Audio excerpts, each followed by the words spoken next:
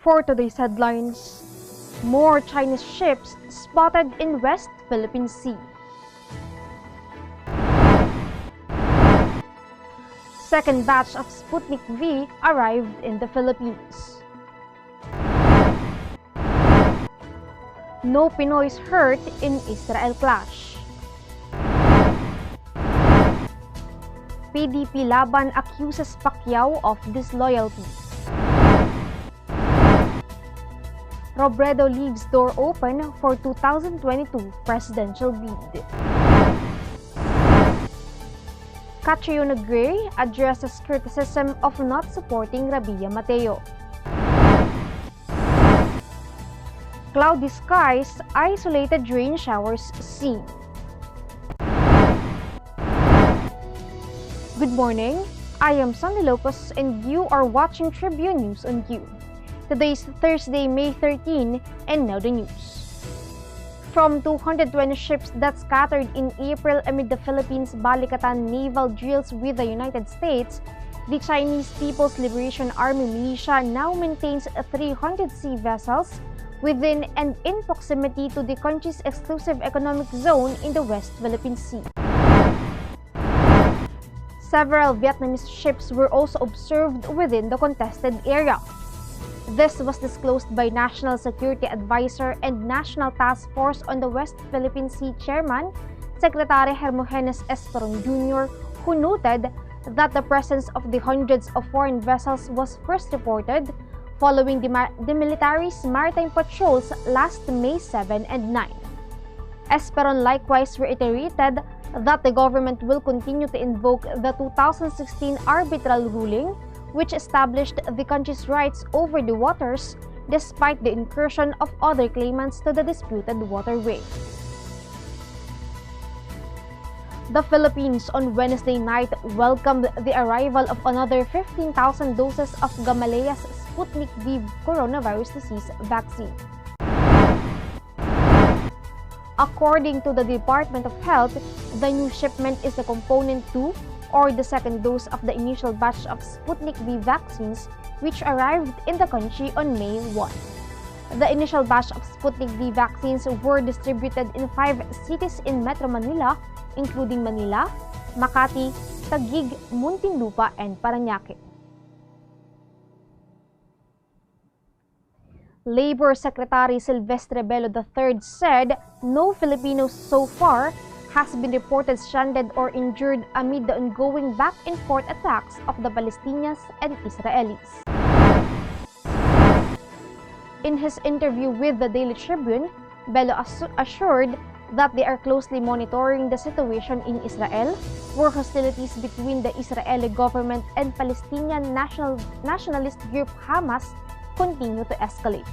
Around 28,000 Filipino migrant workers are estimated to be based in Israel, most of them working as caregivers.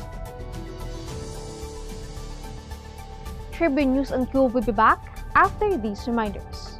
Hatch something big! The all-new Honda City hatchback with 4 seating modes. Utility mode, long mode, tall mode, refresh mode. The all-new City hatchback. Hatch more life!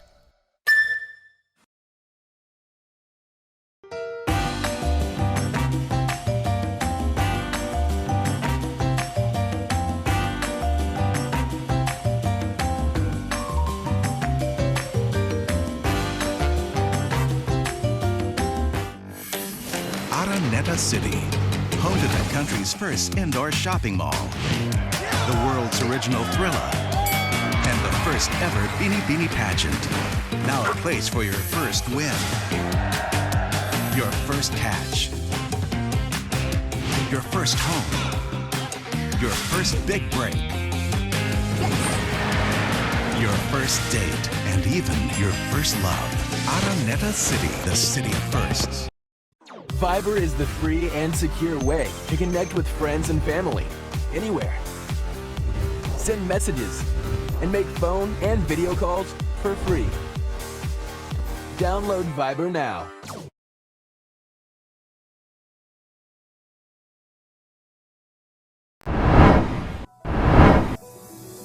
Key officials of the Partido Demokratiko Pilipino or PDP Laban Bulacan tagged Senator Manny Pacquiao, the party's acting president, of being disloyal and for committing other acts detrimental to the party over his recent statement.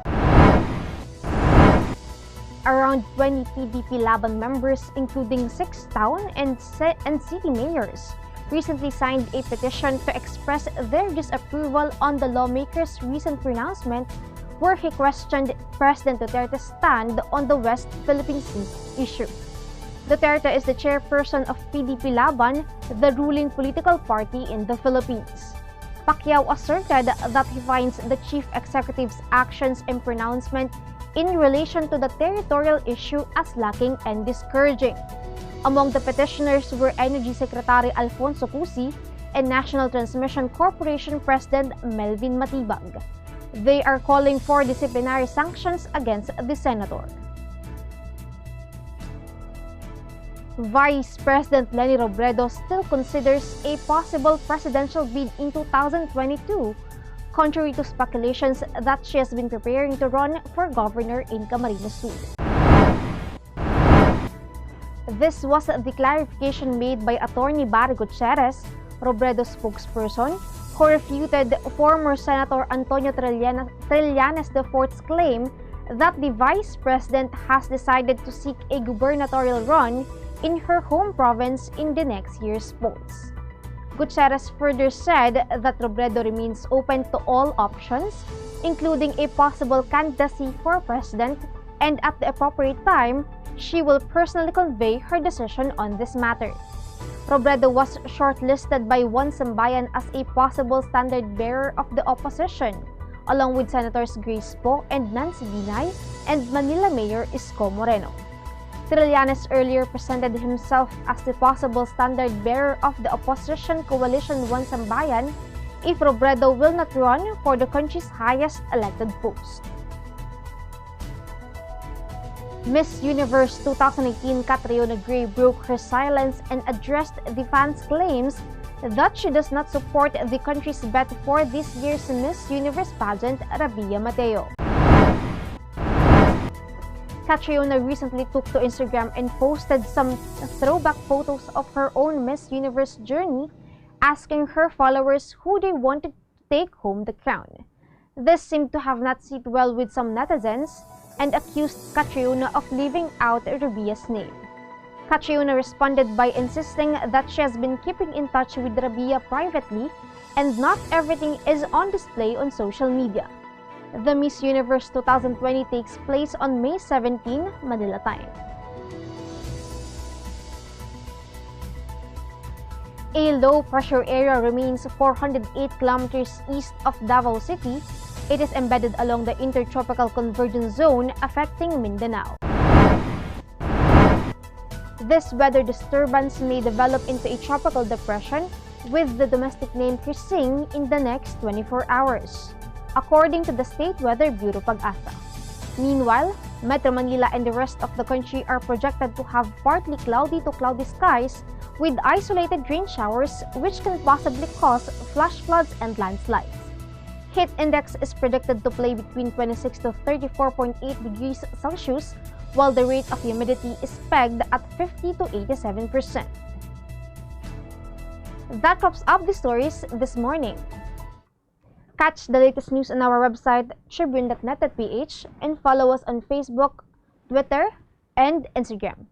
Subscribe to our YouTube channel, Tribune Now. The Daily Tribune is one with the nation in facing the COVID-19 crisis, and in line with this, the Daily Tribune Digital Edition on Press Reader is now available for free online. You can also download the Daily Tribune app on Apple Store or Google Play to get the latest and most comprehensive news online. The Daily Tribune is also inviting everyone to join its community Viber Kachibu to get updates on the freshest and hottest news and entertainment stories of the day. Tarcito emoticons are also available on our community Viber. Just visit the sticker store and search for Kachibu Community. And before we go, we would like to thank the SM Store and Araneta Center. Again, This is Sandy Locos and you are watching Tribune News on Q. Stay safe, stay healthy, and stay at home. Good morning and have a nice day.